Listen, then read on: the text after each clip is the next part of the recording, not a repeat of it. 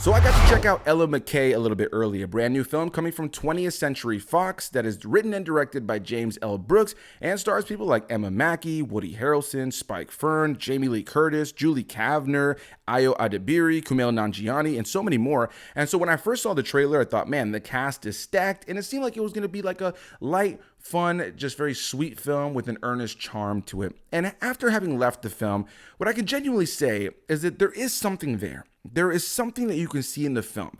The cast shows up to play with people like Jamie Lee Curtis being the absolute standout in terms of performances. She probably feels like the main one who's really elevating the material alongside like Julie Kavner and Kumail Nanjiani. And I even think Emma Mackey, our main star in the film, does bring this earnest charm to the film. She has heart and she is definitely trying in this movie. But by the time the movie was over, I just couldn't help but feel like this was a disaster. This movie is a mess in so many ways. It follows the character of Ella McCay, who's just become the governor of her state that she grew up in, and she's got these ideals that she wants to strive for and, wants to fight for the little guy and wants to help, hospitals and wants to help, teachers and, all these very nice things that you're like, all right, cool. This is going to be a movie about a woman who runs for governor and wins the role, and now she's going to, do what she can to try to make her state better. She's going to deal with adversity. She's going to deal with non-believers, and she's going to overcome those things and kind of enact that change.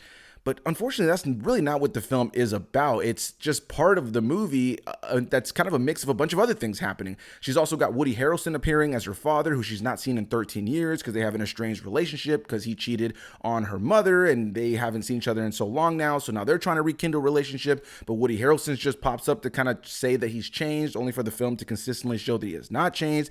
Then she's also reconnecting with her brother, who she hasn't seen in some time, who stays at home and works from home and is dealing with anxiety and depression, and the fact that he ruined a relationship with Ayo Edebiri's character. So she shows up to kind of give this sister support and push him in that direction. Then she's also dealing with the fact that her husband in the film doesn't really know what to do now that she's a governor, and he's trying to kind of put himself in a position of power, even though he doesn't have that position of power. So their relationship's on the rocks. And then you have Jamie Lee Curtis, who is easily the best character in the film, who is like a supporting aunt to her. And ultimately, all these different storylines don't really go anywhere meaningful. By the time the movie was over, I was like noticing that the credits were rolling, and I'm like, is that really it? Like, what was this movie really trying to be about? It's not about a woman becoming governor and really enacting change and dealing with adversity. It's not really about this father-daughter estranged relationship. It's not really even about what happens with her brother. And the only real fun cue parts were these charming moments between her and her aunt, played by Jamie Lee Curtis.